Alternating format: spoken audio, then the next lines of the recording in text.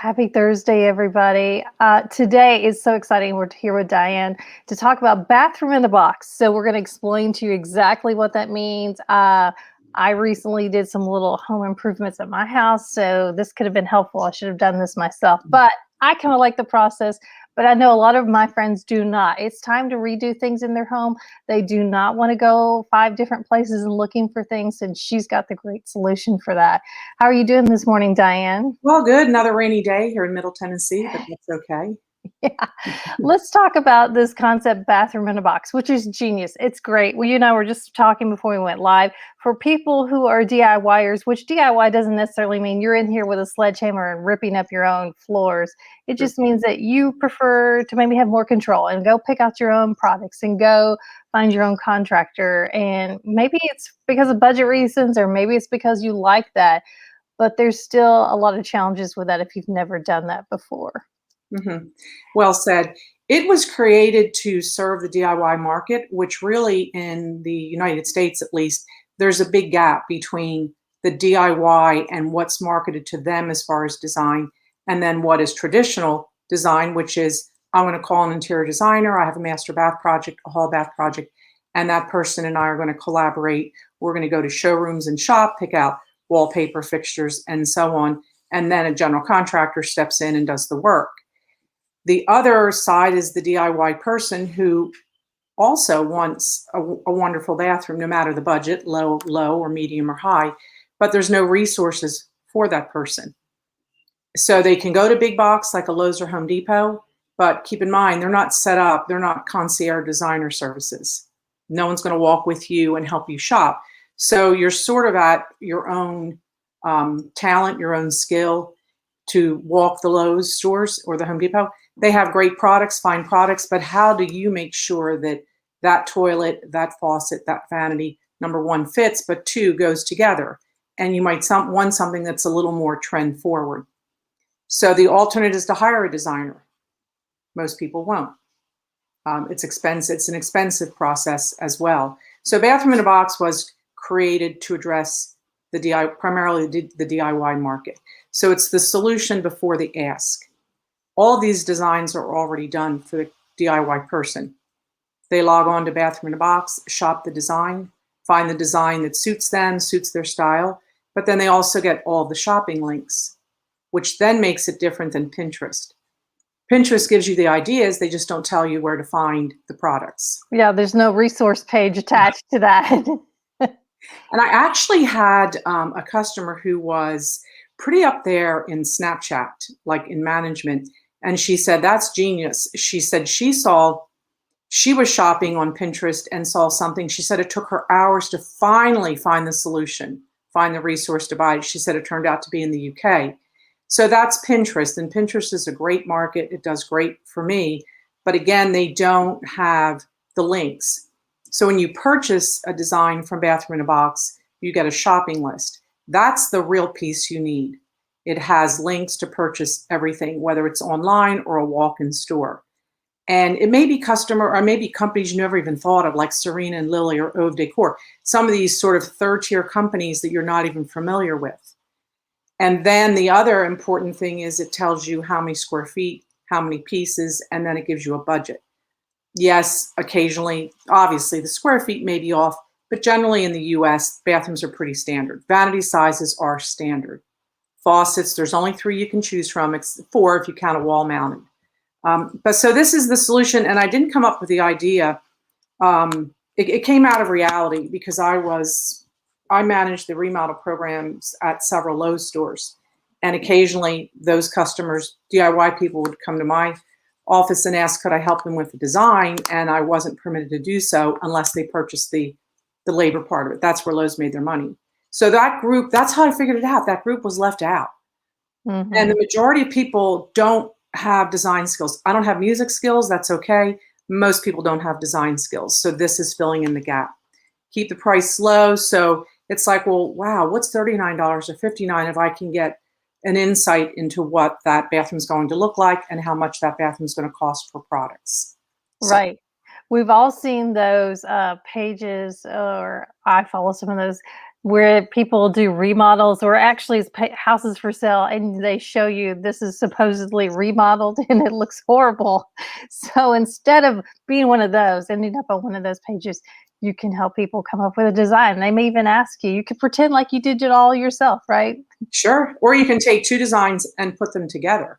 Absolutely. And there's a lot of, and keep in mind too, that the least expensive budget for one of my designs is about $2,500. So that would be more of an acrylic tub, acrylic surround, less expensive vanity. But there's still a little touch you can put in there. There's a cute stool for $99 from Serena and Lily, for example. It's adorable. It's a dip dye stool. It's one of my favorites. So I always put in that little kind of touch and call it the jewel in the crown. Or maybe it's an acrylic tub with acrylic surround and you get a Pottery Barn shower curtain. So it's $99 or $100 or $110, but it's that little pop of color and pattern, and it's your splurge. It's your jewel in the crown. So it doesn't have to look like a budget bathroom. Add color. And the industry is moving to more color, by the way, and that's true for kitchens and bathrooms. Yeah. You mentioned Serena and Lily. I love Serena and Lily. Yeah. I get their catalogs. I'm always, as soon as I get them, just pouring through all the interesting things. It's a little bit different. It's not, I like a little bit different than some of the other big box stores, and a little more unique. I don't even know. Do they have brick and mortar stores? Is it only They do. There's one in Atlanta. Okay. Let's talk about, you mentioned colors. I've noticed that a trend in tiles coming back where it's the smaller pieces, the small square tiles mixed with colors. That was something that was probably, what, 20, 25 years ago, and now it's coming back. I'm seeing some designers, if you follow designers, are doing that. Have you seen that as well? Probably we're talking about cement or encaustic tiles that have color embedded in them. Yes. They're a little tricky to install. It's a thicker product. You have to watch your transition, but it does obviously add a great amount of pattern. In fact, speaking of pattern, I actually borrowed this post from someone else. I always ask for permission. It's a Pierre and Frey wallpaper that has these little dollops of color. It's almost like it's ice cream in little dollops of bright colors. And I asked her if I could reprint. And it was huge for me on Instagram. I mean, people just gravitated to that. And it's wallpaper. So if in 5 years you don't care for that design anymore, and it's size corrected, I mean, it's the paper's sized correctly when it's installed, then it's easy to remove. And why not throw in some color? Maybe it's just a powder room, maybe it's a hall bath. But there are ways to infuse color without necessarily adding a lot to your the cost of your project. And honestly, trends don't last that long anymore. Used to be a trend would last 10 years. Now we're lucky it's 5. Right. Because what's coming back, so you mentioned pattern encaustic tile or cement tile. There's a couple of cement tiles that people aren't even using already, and that's only been 2 years. So now what's coming up are terrazzo, which is that little fleck color. It's almost monochromatic, but it has a pattern. So that's newer. Still doing the white marbles. It's such a wide range. But if I spend all day doing this, and even I'm constantly redoing my designs because I have to check the vanity. Maybe that vanity's out of stock, so now I have to find another vanity. And I just never really liked that design anyway, so now I'm going to change it. So it's even challenging for me, and I do it every day. Every day. I see something, I'm like a little squirrel. I see something and I catch it, and then I put it forward into a new design, and I just sort of do a placeholder, and I think, oh, I've got to remember to include that next go around, next time. And I do my designs in groups of 10. So it makes it a little bit easier for me. So it's a little more mindful. In other words, I'm not going to do 10 designs that all have white vanities. I'm going to try to stagger it with different color vanities or different finishes. Yeah. I think you would, if you could come up with a whole contractor list, that would probably be, you could put with this. I see people all the time asking for contractors or people who can actually do the work. And I think that's a challenge right now in our market. Absolutely. Yeah. Actually, that's a good idea. The other day I was at my dentist and he said, gee, Diane, he said, could you franchise this bathroom in a box? So even my dentist is helping me grow my company. I really appreciate that. But yeah, contractors. And here's a tip, if you call a contractor today and he says he can start tomorrow, it's probably not a good contractor. Only the good ones are busy. Yeah, you have to wait a few weeks. Absolutely. I And think, have you thought about expanding to kitchen in a box? I feel like that's the next big thing that people have been working on, and I'm seeing people work on right now. there's a big difference between kitchens and bathrooms. Now, here's an interesting observation. Kitchens are communal, family, public spaces. Bathrooms are private spaces. So I only point that out to say bathrooms where you start end your day. Certainly they're not communal unless you just finished a new bathroom model and you want to show it off. Yeah. The big difference between kitchens and bathrooms other than that is if you consider a bathroom and bathroom products, say in a master, you could have upwards of 30 different SKUs, 30 different products, a transition, a tub lock, just the drain itself, different color grouts. Kitchens are not near as complicated. Bathrooms are smaller, they're tighter spaces, they have more water sources, have the faucet, the toilet, the shower drain, maybe the tub drain, and then all the waste lines plus the water lines. That makes it different than kitchens. The other really big difference is in the industry for kitchens, there's a software program called 2020. They kind of have a lock on the business. And all of the cabinet manufacturers feed their catalogs into 2020. So the output's very consistent and it goes very fast. So even though the kitchen may be more expensive and it may have 40 different products on the cabinets, if you count the moldings, toe kick cabinets, it's still less complicated because there's a software program behind it driving it. But regardless, it doesn't have as many SKUs. So you're kind of getting that computer-aided drafting or computer-aided design CAD, that's what it's called. So that sort of expedites the process. And then all that's left is a backsplash countertop plumbing, whether you do, what am I trying to say? The faucet that fills the pot filler.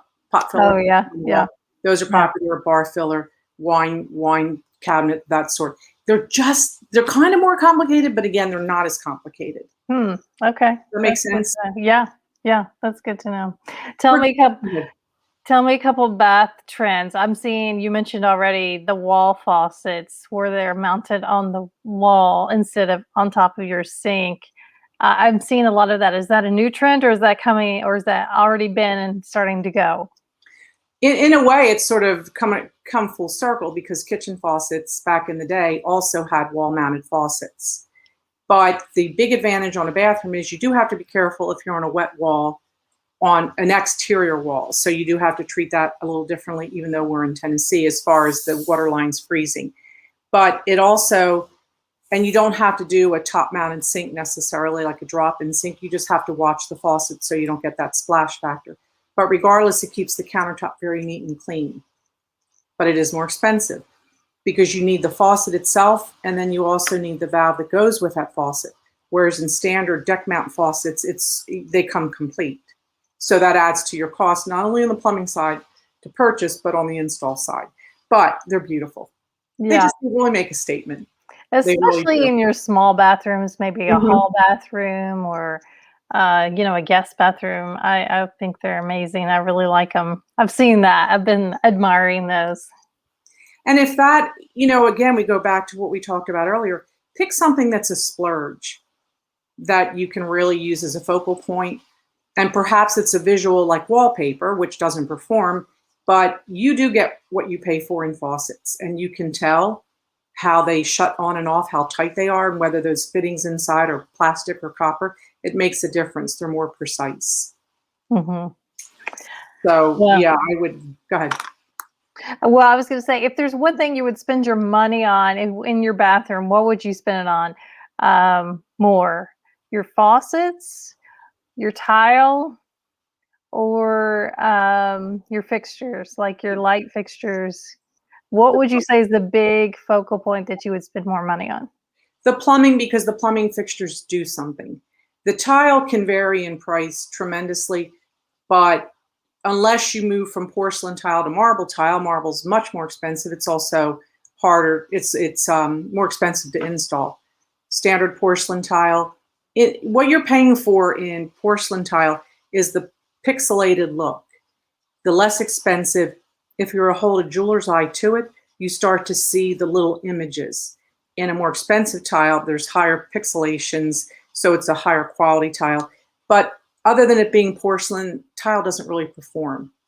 I mean, you do have to have it done well so you don't have, and a shower surround so you don't have leaks. Oh, that's another reason for DIY is controlling the quality.